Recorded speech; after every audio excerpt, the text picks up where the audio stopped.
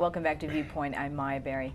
My next guest is George Cody. He's Executive Director of the American Task Force for Lebanon. And he's just returned from a 2-week visit in Lebanon. And while I know you go to Lebanon often, and particularly for sightseeing, this was not that. I wish it was for sightseeing. You were doing very important work. And I want to start by, last time we had you on the show, it was in response to events that were happening in Lebanon. That's correct. But this is something that the American Task Force in Lebanon and you personally have been working on for some time, and that is the issue of cluster munitions there. If you could start by just perhaps contrasting the landmine issue, which Lebanon has also suffered from, with that of cluster bombs, and to give us sort of a landscape of why Lebanon is the lead on this issue nationally. Well, first of all, it's been contaminated by both landmines and cluster munitions, so it has a dual problem. The landmines have been I think since 2001, and maybe actually probably before that, there's been an attempt by there's an organization called the Marshall Legacy Institute, it's a highly respected, and they provide mine-sniffing dogs that are only able to sniff out landmines. And they've provided Lebanon with 23 dogs so far, I think since 2001. I visited one of the kennels there and saw a demonstration of a dog actually searching out a landmine and exploding it and so on. So they have a problem there, especially along the blue line, the border between Israel and Lebanon. There's also the issue of cluster munitions, which Israel, to its disgrace, dropped close to 4.2 million cluster munitions on Lebanon after 72 hours just before the war ended in August 14, 2006. 4.2 million. Not thousand, but million. And it contaminated, I forget the exact amount of land, but incredible amount of land. And these were just done without any really regard for where they were dropped. They dropped them. They know where they were dropping them, but it was really a disregard for it was not a military target. They were dropped in civilian areas and so on. So, but Lebanon to today has cleared 67% of the cluster munitions from the territory, and they're also still clearing the landmines. They are not signatories. Lebanon is not signatory to the landmine treaty of what's called the Ottawa Treaty of 1997, but neither is the United States. But they abide by the spirit of the treaty, which is to clear these landmines and make it safe for people to be able to live and work. But they are signatories. They have taken a lead on what's called the Convention on Cluster Munitions, which deals strictly with cluster munitions. They've done a Herculean task of taking the lead on the issue. They are signatories. They were actually the 46th state country that ratified the treaty. One of the things I have to apologize in that I don't understand some basics, but what are those weapons designed to do? What are cluster munitions designed to do? They're primarily, the intent is for military targets, mostly anti-personnel, and with armies that are marching in a conventional pattern, and they drop these things and they explode. But given the ones at least that we supplied to Israel, which the United States supplied to Israel, approximately 40% of those cluster munitions do not explode. So they're called unexploded ordnance. And what happens is kids come along, adults or farmers plowing his field. They look like little toys. I probably should have brought them. And they have these little ropes on them, and they get hung in trees. And so kids pick them up and they start playing and they explode.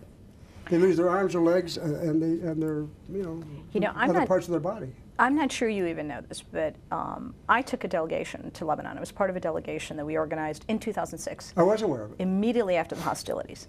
And we had a congressional staff del that got to visit Bint Jbeil. I remember specifically walking around the cemetery and looking at what you described still in the ground. And we had an amazing briefing from the UN officials there who were engaged in this work that you described. And one of the things I remember taking away from this that was so particularly problematic is, unlike landmines, where at a certain point hostilities will cease and maps are exchanged, he described a situation with the cluster munitions. Once we've had rainfall, that it's dramatically altered. The terrain is dramatically altered. That's correct. And when I can't stress to you how close we were looking at these devices still in the ground, how close they were to people's homes. Oh yeah, schools, hospitals. How? Yeah. Doesn't surprise me because I know that.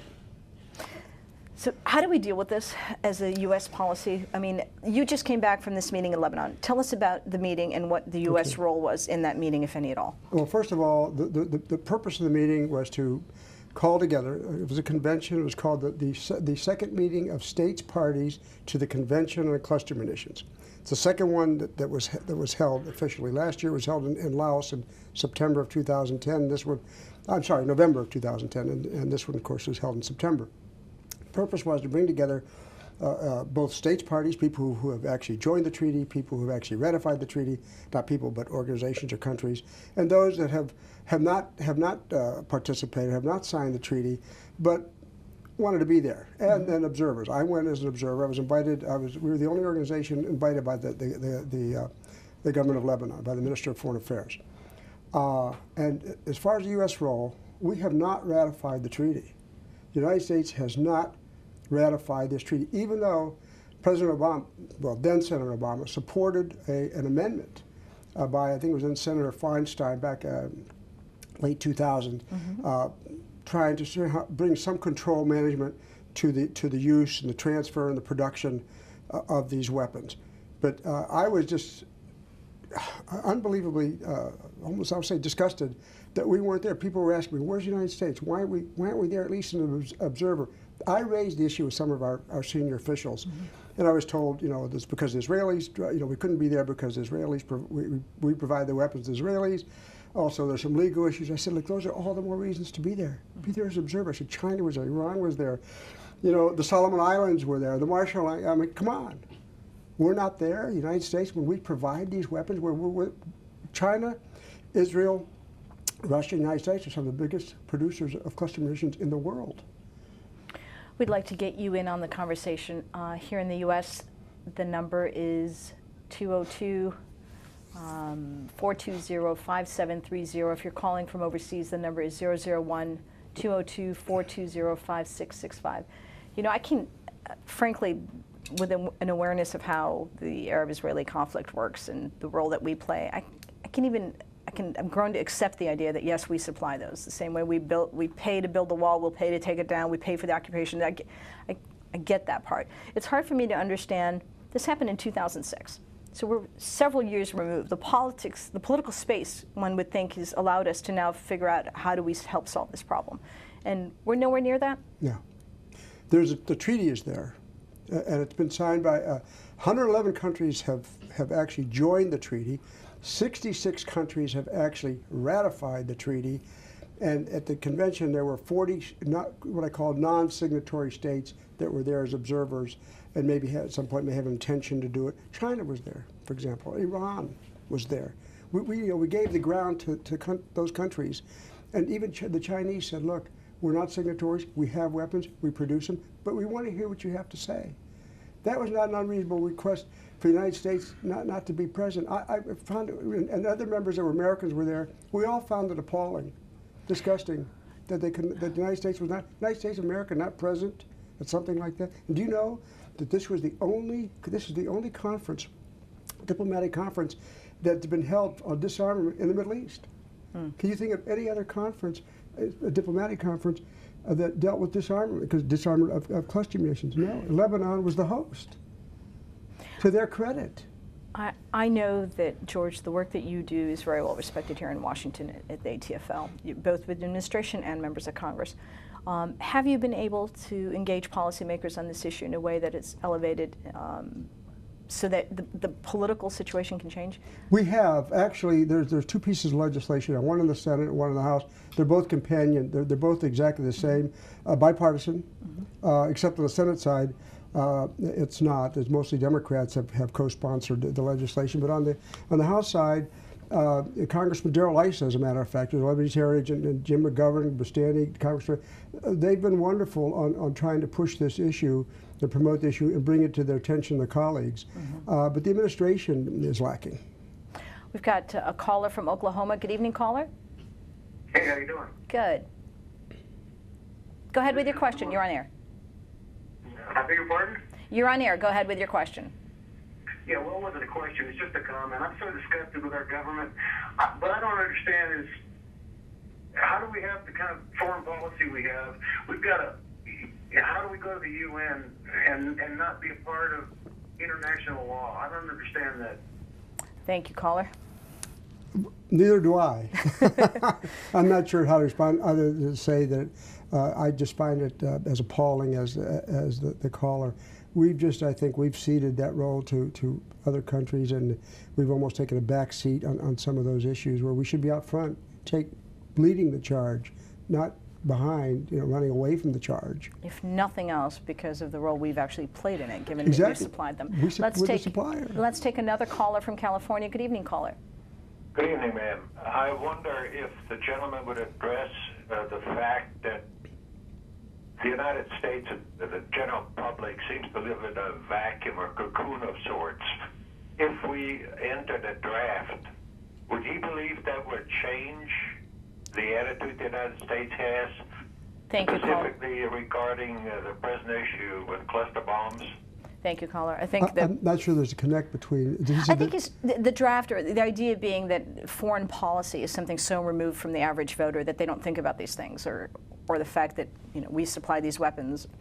Well, there's some truth to that, and I also blame some of that on the media as well. The media not bringing some of these things.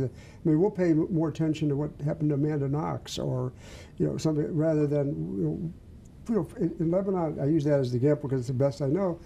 408 people have been either killed or have suffered severe injuries as a result after the war in 2006. 51 of those people, 51 were killed, and the balance were wounded, and I think it was 118 were children. I saw when I was there. I visited facilities that make prosthetics. I saw people without arms, without legs. Prostheses that didn't fit. It was a disgrace, and it was just, with nothing. And we went throughout the entire country, and at the convention, these people were there saying, we need help. We're working on victim assistance too. That's another issue. I want to come back to you on that point. Let's take another call from California. Good evening, caller. Yes, ma'am. I'd like to comment on the problem that the United States has created a complete negative image of itself, especially in the Middle East, because of our lopsided policies. Thank you. I think the big upspring of WikiLeaks was a revelation that the leaders in the Middle East don't reflect the wishes of their people, and I think that's behind most of the Arab Spring issues. Thank you, caller. There is an element of this. We talked about Lebanon post-Arab Spring the last time you were on, but the perception of the role that we play in these countries, specifically in Lebanon, is certainly hampered at best by these kinds of things. Tell us about the relief efforts, though, that you're engaged in, which are receiving support from State Department. We are. I say we are. Lebanon does receive some assistance. I think in the Senate Appropriations bill, I'm not sure what it says in the House side, but I think out of the $150 million that's being appropriated for mine clearance or unexploded ordnance, I think there's going to be $100 million will be used for demining and for unexploded ordnance. So that's good, and they try to do, the Bureau of Weapons Removal, Removal and Abatement. It does. They have been supportive. They have been responsible when we've asked for assistance, but Lebanon just needs a lot more to do the task. We are undertaking. I was, in addition to being there for this convention, in conjunction with the Marshall Legacy Institute, we did 3 days of needs assessment. We're going to be doing an appeal to raise funds, which will be matched by the State Department, for victims of cluster munitions and landmines and unexploded ordnance who for some reason have lost some of their limbs and they need new prosthetics or whatever it may be. So that's a humanitarian issue as well, and we try to focus on that. You're doing great work, George. We've got time for just one more call before we have to go here. Good evening, caller. Hello? Yes, go ahead, sir. Yes, how you doing? Good. I'm glad to hear the Congress talking about the cluster bomb. But I want to ask him a question. A few minutes ago, somebody said 4.2 million cluster bombs are dropped on Lebanon only. If you calculate the price of these bombs that they came to the United States of America, what would they do by that much money? Just save how many homes in the United States for the American people. How many blue collar or white collar employee would get for that much money between killing people or saving homes in the United States of America? Thank you, caller. I agree. I mean, it's too bad. It's a tragedy, really, that those resources aren't used for other purposes other than to kill and to maim. It is unfortunate across the board, but given the context of the economy we're facing, it is sometimes hard to understand what it is we're doing in different parts of the Middle East. George, thank you so much for joining us today. For more information and amazing reporting on this, I want to refer folks to the American Task Force for Lebanon's website, which is, I believe, atfl.org. Correct. Do follow up on there because they are doing nice relief work that'll make you feel good about helping. When we come back, a discussion on Islamophobia and civil liberties with former FBI Special Agent Mike German of the ACLU and more of your calls. Stay tuned.